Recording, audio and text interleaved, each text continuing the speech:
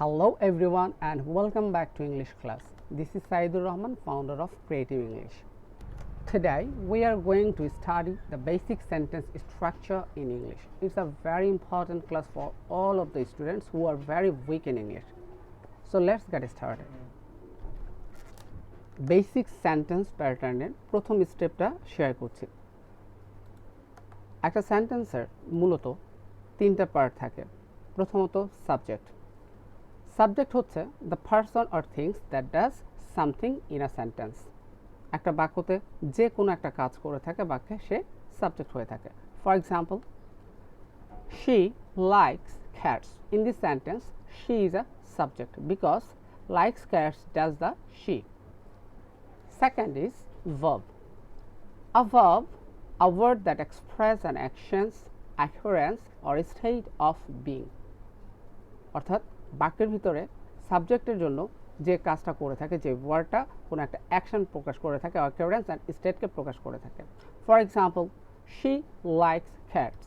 In this sentence likes is the verb for subject she.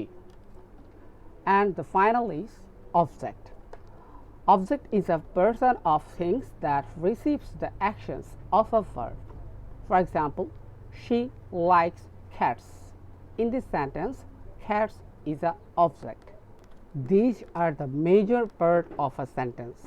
একটা বিষয় মনে রাখতে হবে, একটা বাক্যের ভিতরে সাবজেক্ট মাঝে মধ্যে নাও থাকতে পারে, এমন হয়ে থাকে অনেক সময়।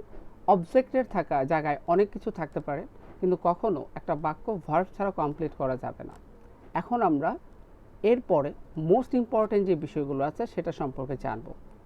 অবশ্যই ক্লাসটা স্কিপ করা যাবে না। এই ক্লাসটা যারা বিগিনার লেভেলে আছেন এবং যারা অ্যাডভান্স লেভেলে ভালো কিছু করতে চান, স্পোকেন রিডিং রাইটিং সবার জন্যই খুবই গুরুত্বপূর্ণ। আপনারা যদি আমার চ্যানেলটা সাবস্ক্রাইব করে না থাকেন তাহলে এই মুহূর্তে সাবস্ক্রাইব করে রাখুন, কারণ স্পোকেন ইংলিশের এই পার্টগুলো সিরিজগুলো এখন থেকে কন্টিনিউ করা হবে। আর যদি আমার ক্লাসগুলো ভালো লেগে থাকে তাহলে অবশ্যই লাইক বাটনে হিট করবেন। এবার চলুন আমরা পরবর্তী পার্টে যাই। In the English sentence word order is very important. This is the format of subject, verb and object. ইংরেজি বাক্যগুলোতে ওয়ার্ডগুলোকে সাজানোর ক্ষেত্রে প্রথমত সাবজেক্ট, তারপরে ভার্ব এবং তারপরে অবজেক্টকে ব্যবহার করা হয়। For example, he reads books. In this sentence he is the subject, reads is the verb and books is the object. তবে একটা কথা মনে রাখতে হবে, ডিফারেন্ট ল্যাঙ্গুয়েজে যেমন বাংলাদেশে আমরা ক্রিয়াকে সবসময় বাক্যের শেষে ব্যবহার করে থাকি, কিন্তু ইংরেজি বাক্যগুলোতে সবসময় ক্রিয়াকে সাবজেক্টের পরেই ব্যবহার করতে হবে। এছাড়াও অন্যান্য দেশের ভাষাগুলোতে, যেমন সেটা হতে পারে চায়না বা অন্য কোনো দেশের কান্ট্রিতে, সেক্ষেত্রে তাদের ভাষার যে স্ট্রাকচারগুলো আছে সেটা ডিফারেন্ট হতে পারে। এখন আমরা যেহেতু ইংরেজি শিখছি, আমাদেরকে অবশ্যই ইংরেজি ফর্মেটটা লক্ষ্য করতে হবে। সো গাইস, ওয়ার্ডারটা তাহলে কি হবে? অবশ্যই সাবজেক্টের পরে আমাদেরকে ভার্ব দিতে হবে এবং ঠিক ভার্বের পরেই বাক্যের শেষে অবজেক্টকে দিতে হবে। এখন আমরা সবচাইতে গুরুত্বপূর্ণ অংশটি জানব। দেয়ার আর 5 বেসিক সেন্টেন্স প্যাটার্নস। ইংরেজি বাক্যগুলোতে 5 ধরনের সেন্টেন্স হয়ে থাকে। প্রথমত, subject plus verb. For example, Cynthia reads. In this sentence, Cynthia is a subject and reads is a verb, and it's a complete sentence. Second is, she is eating. It's a completed sentence. In this sentence, she is a subject and is eating is a verb. No need to any object here. Already it's have completed. Third is, Bob will leave. It's a completed sentence also. In this sentence, Bob is a subject and will live is a verb. I can make our more different type of sentences, but you can try also. So guys, যদি বুঝে থাকেন subject এবং ভার্বের শুধুমাত্র subject এবং verb দিয়ে বাক্য তৈরি করা যায় কিভাবে, তাহলে আপনারাও এই প্যাটার্নে বাক্য তৈরি করবেন। এটা হচ্ছে বাক্যের সবচাইতে বেসিক প্যাটার্ন, সর্বপ্রথম প্যাটার্ন। এখানে আমরা শুধুমাত্র সাবজেক্ট এবং ভার্বকে ব্যবহার করে বাক্য তৈরি করতে পারবো। এবার আমরা দেখব দ্বিতীয় যে প্যাটার্ন। দ্বিতীয় প্যাটার্নে আমরা ব্যবহার করব সাবজেক্ট, ভার্ব এবং object in the second pattern to a sentence. For example, I like x. In this sentence, I is the subject like is the verb and x is the object. আপনি যদি এই বাক্যটাকে just I like বলেন তাহলে বক্তব্যটা clear হবে না। যখন আপনি বলবেন আই লাইক আমি পছন্দ করি, সেক্ষেত্রে কি পছন্দ করেন, হোয়াট, একটা কোয়েশ্চেন চলে আসবে। সেক্ষেত্রে এক্স বা অন্য কিছু দিয়ে আপনি যেটাকে পছন্দ করেন ওই ওয়ার্ডটাকে দিয়ে আপনাকে বাক্যটা কমপ্লিট করতে হবে। তাহলে যখন সাবজেক্ট, ভার্ব এবং সে একটা অবজেক্ট রেফার করে, এই তিনটা ওয়ার্ডের কম্বিনেশনে একটা বাক্যের প্যাটার্ন হতে পারে। এই জন্য স্পেসিফিক কিছু ভার্বের ব্যবহার আপনাকে জানতে হবে যে কোন সকল ভার্বের পরে অবশ্যই আমাদেরকে অবজেক্ট ব্যবহার করতে হয়। পূর্বের প্রথম প্যাটার্নে আমরা কিন্তু কোনো ভার্বের পরেই কোনো অবজেক্ট ব্যবহার করিনি, তারপরও বাক্যগুলো কমপ্লিট হয়েছিল। More example, she sees her sister. In this sentence, she is a subject, sees is a verb, and her sister is the object.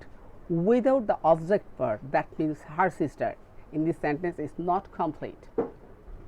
For example, you can think, she sees, সে দেখে। তখন একটা question চলে আসে, কাকে দেখে? সেক্ষেত্রে যদি আপনি হার সিস্টার অবজেক্টটা ব্যবহার না করি তাহলে কখনোই বাক্যটা কমপ্লিট হবে না, একটা কোয়েশ্চেন মার্ক চলে আসবে। তাহলে সি এই ভার্বটার একটা অবজেক্টের প্রয়োজন হয়, তাই এই বাক্যটাকে আমরা গঠন করেছি সাবজেক্ট, ভার্ব এবং অবজেক্ট ফরম্যাটে। More example, he is reading. Please thinking, he is reading, সে পড়ছে। যদি এতটুকু আমরা এভাবে বলি তাহলে সে কি পড়ছে বিষয়টা কমপ্লিট হচ্ছে না। সে পড়ছে, আমরা যদি সাথে অবজেক্ট ব্যবহার করি তাহলে বিষয়টা কমপ্লিট হয়ে যায়। হি ইজ রিডিং আ বুক, সে একটি বই পড়ছে। সো এইভাবে সাবজেক্ট, ভার্ব এবং অবজেক্ট ব্যবহার করেও বাক্য তৈরি করা যাবে। Is the second verb to a sentence. Third is subject, verb and adjective. For example, Laura is busy. In this sentence, Laura is a subject, is a verb, and busy is a adjective. প্রথমেই বলেছিলাম adjective হচ্ছে এমন একটা word যেটা সাবজেক্টের কি করতে পারে, কোনো একটা অবস্থাকে নির্দেশ করতে পারে, তাই না? তাহলে লৌরা ইজ বিজি, লৌরা কি ব্যস্ত আছে। এখানে লৌরা কিন্তু কোনো কাজ করছে না বা কোনো অবজেক্ট এখানে বিজি ওয়ার্ডটা হচ্ছে কি একটা adjective. More example, he is smart. In this sentence, he is a subject, is a verb, and smart is the adjective. অর্থাৎ এখানে হি বলতে সাবজেক্টের কি, মানে সাবজেক্টটা কোন ধরনের আমরা সেটা এক্সপ্রেস করছি। আরেকটা এক্সাম্পল দেখা যাক, দ্য ফ্লাওয়ার আর রেড, ফুলগুলো লাল রঙের। এই তিনটা বাক্যের মতো একটা কমন বিষয় ছিল, সেটা হচ্ছে আমরা প্রত্যেকটা ভার্বের জায়গায় টু বি ভার্বকে ব্যবহার করেছি এবং এই টু বি ভার্বগুলো এখানে লিঙ্কিং ভার্ব হিসেবে কাজ করছে। আমরা যদি ভার্বের পরে কখনো অ্যাডজেক্টিভ ব্যবহার করি তাহলে এই বিষয়টা আপনাদেরকে অবশ্যই মনে রাখতে হবে, মাঝে টু বি ভার্বই হয়ে থাকে। এবার আমরা চলে যাব 4 নম্বর প্যাটার্নে। 4 নম্বর প্যাটার্নটা খুবই গুরুত্বপূর্ণ। That will be subject plus verb plus not adjective, it will be adverb. In a sentence, adverb modify a verb, but when we are using the adjective in this part, that will be modify a noun. পাশের যে slide 3 নম্বর স্লাইডে আমরা যখন দেখেছিলাম adjective বসেছিল, সে কিন্তু একটা noun সম্পর্কে তথ্য দিয়েছিল অথবা প্রোনাউন সম্পর্কে তথ্য দিয়েছিল যে সে কীরকম, সে স্মার্ট। কিন্তু এখানে যেহেতু আমরা অ্যাডভার্বকে ব্যবহার করছি, অ্যাডভার্ব কখনো কোনো নাউন সম্পর্কে তথ্য দেবে না, সে বাক্যের ভিতরে ভার্ব সম্পর্কে তথ্য দিবে। তাহলে আমরা যদি এই 4 নম্বর প্যাটার্নে সাবজেক্টের পরে ভার্বের পরে অ্যাডভার্বকে ব্যবহার করি তাহলে মনে রাখতে হবে সে একটা ভার্বকে মডিফাই করবে। এক্সাম্পল দেখি আমরা। First example, Sara is here. Sara এখানে। In this sentence, Sara is the subject, is the verb, and here is the adverb. Here is not a noun, not a adjective, it's a adverb. Because আপনি যদি এখানে প্রশ্ন করেন Sara কোথায় যায়, where, that will be answer here, এখানে যায়। যখন প্লেসের কথা নির্বাচন করতে আমরা যে ওয়ার্ডটাকে ব্যবহার করে থাকি সেটা কি হয়ে থাকে, অ্যাডভার্ব হয়ে থাকে। আগের সেন্টেন্সগুলোতে আমরা নাউন ব্যবহার করেছিলাম এবং অ্যাডজেক্টিভ ব্যবহার করেছিলাম, তারা কিন্তু কোনো প্লেসের কথা আমাদেরকে বলতে পারেনি। মোর example, Rakib ran slowly. In this sentence, slowly is the adverb that modifies this verb run, and Rakib is the subject. It's a very simple sentence, and I think you can realize this sentence. Rakib ran slowly. Rakib slowly, that means ধীরে দৌড়ায়। এখানে slowly ওয়ার্ডটা রাকিবকে modify করছে না, র্যানকে modify করছে। So ran is a verb in this sentence. তো আমরা কি করতে পারি, যখন কোনো একটা সেন্টেন্স তৈরি করব যে কিনা ভার্বকে মডিফাই করবে, আমার প্রয়োজন ভার্বকে মডিফাই করার জন্য কোনো একটা সেন্টেন্স দেওয়া, সেক্ষেত্রে আমরা ব্যবহার করব অ্যাডভার্ব। আশা করি আপনারা বুঝতে পারছেন। মোর এক্সাম্পল, পিপল আর এভরিওয়্যার। সব জায়গায় আছে। কোথায় আছে? সব জায়গায় আছে। In this sentence people is the subject. People always is a plural subject, অবশ্যই মনে রাখতে হবে। এই জন্য আমরা এখানে ব্যবহার করেছি আর, তারপরে এভরিওয়্যার। সো এভাবে 4 নম্বর প্যাটার্নে আমরা কি করতে পারি, সাবজেক্ট, ভার্ব এবং অ্যাডভার্ব দিয়ে বাক্য তৈরি করতে পারবো। Now is the final part for sentence pattern, that will be subject plus verb plus noun. Is the different pattern. First example, she is my friend. In this sentence, she is a subject, is the verb, and my friend is the noun. Second example, they are teacher. Tara শিক্ষক. In this sentence, they is the subject, are is the verb, and teacher is the noun. এক্ষেত্রে আমি আমার পরিচয়কে দিচ্ছি বা তাদের পরিচয়কে দেওয়া হচ্ছে। He is a doctor. In this sentence, he is the subject, is the verb, and a doctor is the noun. একটা বিষয় আপনারা নিশ্চয়ই লক্ষ্য করেছেন, আমরা যখন 2 নম্বর প্যাটার্নটা করছিলাম, আমরা অবজেক্টের জায়গায় কিন্তু নাউন বসিয়েছিলাম। I like eggs, she sees her sister, he is reading a book. আবার 5 নম্বর প্যাটার্ন যখন তৈরি করেছি, তখনও কিন্তু আমরা নাউনকে ব্যবহার করেছি। কিন্তু কথা হচ্ছে, 2টা প্যাটার্ন কেন আলাদা হয়েছে? এই 2 ধরনের সেন্টেন্সের মধ্যে একটু তফাৎ আছে। যখন আমরা নাউন জাস্ট বললাম, আলাদা প্যাটার্নে বাক্য তৈরি করেছি, তখন মাঝখানে টু বি ভার্ব ছিল এবং এই নাউনগুলো সাবজেক্ট সম্পর্কে তথ্য দিচ্ছিল। যেমন she is my friend, they are teacher, তারা শিক্ষক, সে একজন ডাক্তার। যেহেতু এখানে শেষের নাউনগুলো সাবজেক্ট সম্পর্কে তথ্য দিচ্ছে, এজন্য এই ওয়ার্ডগুলোকে কমপ্লিমেন্টও বলা যায়। এজন্য তাদেরকে আলাদা প্যাটার্নে এখানে বাক্যগুলো গঠন করা হয়েছে। কিন্তু যখন 2 নম্বর প্যাটার্নে আমরা অবজেক্ট বলে বাক্যগুলোকে গঠন করছিলাম, তখন কিন্তু আমরা এখানে নাউন ব্যবহার করার পরেও এটা একটু ডিফারেন্ট হয়েছিল। যেমন ধরেন আই লাইক এক্স, এখানে আমরা কি পছন্দ করি সেটা চলে আসছে, এক্স পছন্দ করি। She sees her sister, he is reading a book, সে কি পড়ে, সে একটা বই পড়ে। এখানে কিন্তু মাঝখানের যেই লাস্টের যে নাউনগুলো আছে, এদেরকে কমপ্লিমেন্ট বলা যাবে না। There are difference between complement and object. Object সবসময় একটা নাউন হয় বাক্যের ভিতরে, কিন্তু একটা কমপ্লিমেন্ট একটা বাক্যের ভিতরে নাউন হতে পারে, অ্যাডজেক্টিভও হতে পারে, নাউন ফ্রেজ হতে পারে, আরও অনেক কিছু হতে পারে। তো কমপ্লিমেন্ট কী জিনিস, সেন্টেন্স প্যাটার্নের আরও যেই জটিল বিষয়গুলো আছে, সেটা আমি পরবর্তী পার্টে অবশ্যই আপনাদেরকে জানাবো। আশা করি আপনারা অবশ্যই সেই পরবর্তী ক্লাসে আগ্রহ রাখবেন।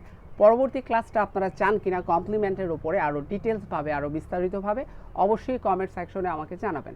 কারণ আপনাদের আগ্রহ থাকলেই কিন্তু আমি নতুন কিছু তৈরি করতে অনুপ্রাণিত হই। তাহলে এই জন্যই কিন্তু আমরা 2 নম্বর এবং 5 নম্বর প্যাটার্নকে নাউন ব্যবহার করার পরেও আলাদাভাবে গঠন করেছি। আরেকটা বিষয় বলে দিই, অবজেক্ট ফাইন্ড আউট করার একটা খুব সহজ উপায় আছে। যখন আমরা ভার্বকে হোয়াট বা হুম দিয়ে প্রশ্ন করে কোনো একটা অ্যান্সার পেয়ে যাব, তখন বাক্যের ভিতরে সে একটা অবজেক্ট হয় এবং ওই ভার্বটা হয়ে যায় তখন ট্রান্সিটিভ ভার্ব। যেমন আপনি যদি লাইককে প্রশ্ন করেন, আমি কি পছন্দ করি, that will be answer is eggs, ডিম পছন্দ করি। শি সিজ হার সিস্টার, সে কাকে দেখে, হ্যাঁ হোম, কাকে দেখে, that will be answer is her sister, তার বোনকে দেখে।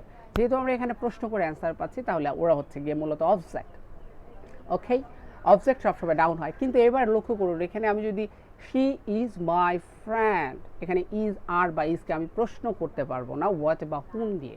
এখানে মূলত মাই ফ্রেন্ড, টিচার এবং আ ডক্টর সাবজেক্টের পরিচয় দিচ্ছে, সাবজেক্টকে ডেসক্রাইব করছে। তো এইরকমভাবে সাবজেক্টকে যখন ডেসক্রাইব করার বিষয়গুলো চলে আসবে, তখন আমরা মাঝখানে টু বি ভার্বকে ব্যবহার করে লাস্টের নাউন প্যাটার্নে বাক্যগুলোকে গঠন করব। এই হচ্ছে গিয়ে 5টা basic pattern. Just have a review. এখন আমরা একটা রিভিউ দেখে নিই আবার সম্পূর্ণ ক্লাসটার। প্রথমে আমরা দেখেছিলাম word order, that will be subject plus verb plus object. অর্থাৎ সেন্টেন্স তৈরি করার সময় প্রথমে সাবজেক্ট দেব, তারপরে ভার্ব দেব, তারপরে অবজেক্টকে দেব। তারপরে আমরা দেখেছি basic sentence pattern. There will be 5 basic patterns. First is subject plus verb, অর্থাৎ সাবজেক্ট আর ভার্ব দিয়ে বাক্য তৈরি করা যাবে। তবে পৃথিবীর সকল ভার্বকে ব্যবহার করে শুধুমাত্র সাবজেক্ট আর ভার্ব দিয়ে আপনি বাক্য তৈরি করতে পারবেন না। এমন অনেক ভার্ব আছে শুধু সাবজেক্ট আর ভার্ব দিয়ে বাক্য হবে না, তার সাথে অন্য কিছু আপনাকে দিতে হবে। পরবর্তী ক্লাসে এই বিষয়টাও আমি বলবো, অবশ্যই বলবো। দ্বিতীয় যে প্যাটার্ন ছিল subject plus verb plus object. মাত্র আমি আপনাদেরকে অবজেক্টের কথা বললাম। অবজেক্ট একটা নাউন হয়, কিন্তু অবজেক্ট আর কমপ্লিমেন্টের মধ্যে অনেক পার্থক্য আছে। Subject plus verb plus adjective is the third pattern. Fourth pattern is subject plus verb plus adverb, and final pattern is subject plus verb plus noun. So guys, এটাই আমাদের আজকের ক্লাস ছিল। যদি ক্লাসটা ভালো লেগে থাকে অবশ্যই আপনারা এই 5টা প্যাটার্নে একটা করে সেন্টেন্স কমেন্ট করে কমেন্ট বক্সে লিখবেন। আজকে আর ক্লাসটাকে দীর্ঘায়িত করছি না। This is Saidur Rahman, founder of creative English. আমার চ্যানেলটা যারা এখনও সাবস্ক্রাইব করেননি অবশ্যই সাবস্ক্রাইব করে বেল বাটন হিট করে দেবেন, তাহলে যখনই আমি এই সিরিজের বা রিডিং এবং রাইটিং সিরিজের নতুন ক্লাসগুলো আপলোড করব আপনার নোটিফিকেশান বাড়ে, অর্থাৎ ইউটিউবে যেখানে আপনি ভিডিওগুলো দেখে থাকেন সেখানে দ্রুত চলে যায়। কারণ আপনাদের আগ্রহ থাকলেই কিন্তু আমি ভালো কিছু তৈরি করতে অনুপ্রাণিত হই। বিদায় নিচ্ছি, আল্লাহ হাফেজ অ্যান্ড টেক কেয়ার। ভালো থাকবেন।